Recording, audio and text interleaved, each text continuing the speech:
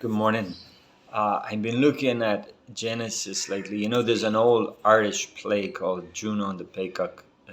You may like it. It might be a bit more embedded in the Irish way of life, but in it, Juno is the wife. She's very responsible, and the peacock is proud. Proud as a peacock actually, but they pronounce it peacock. And he's always out drinking while she has to keep the whole thing together.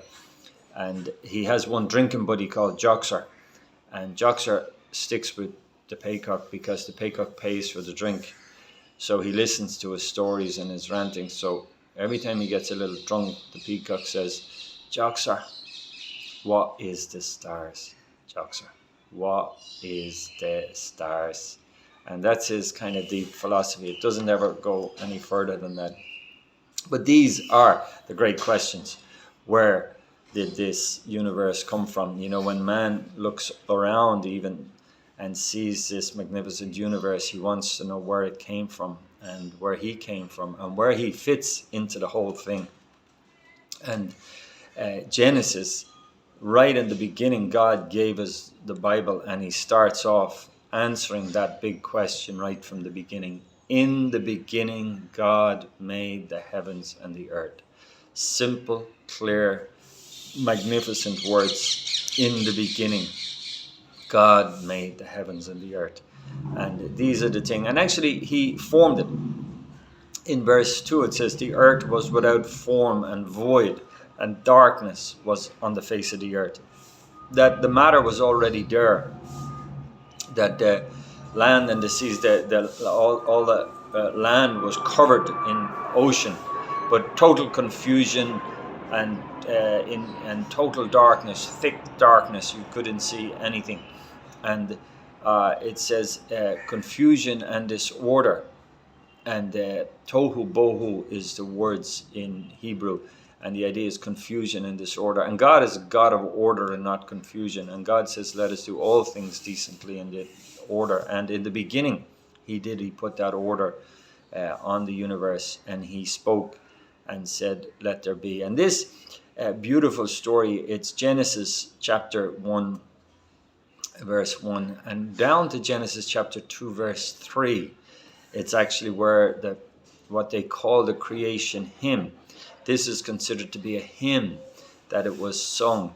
And, the chapter breaks and the verses were added by man. And they're generally very helpful and generally, put in the right place. But there's a number of times that the chapter break should be put in a different place. And this is considered to be one of them, that it should go. Genesis 1 should run 3 more verses. And it is known as the creation hymn. So some say that God taught it to Adam, and taught Adam the creation story, and it was put in a hymn and passed on through the generations by oral tradition, or to Abraham or to Noah or Enoch, they say.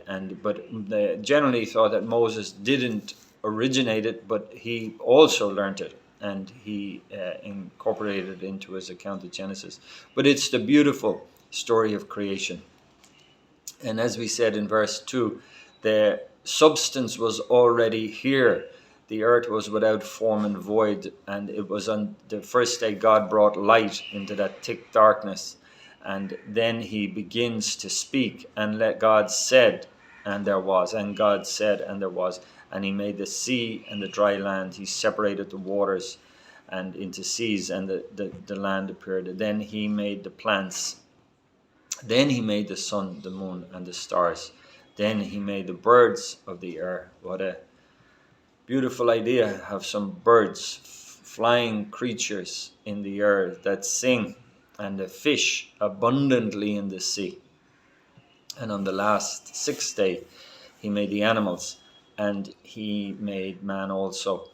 And there's so much to say on it, and we really can't say it here. It's a short devotional. But just this beautiful story of creation is there in the opening chapters of Genesis. And, Paul says in Romans that the invisible things of God are plainly seen by the things that you can see, that the creation tells of God's invisible power and his Godhead and his eternal God that is there, that men are without excuse. But sadly, they have made excuses, so many excuses, and there's so many theories as to how the creation started.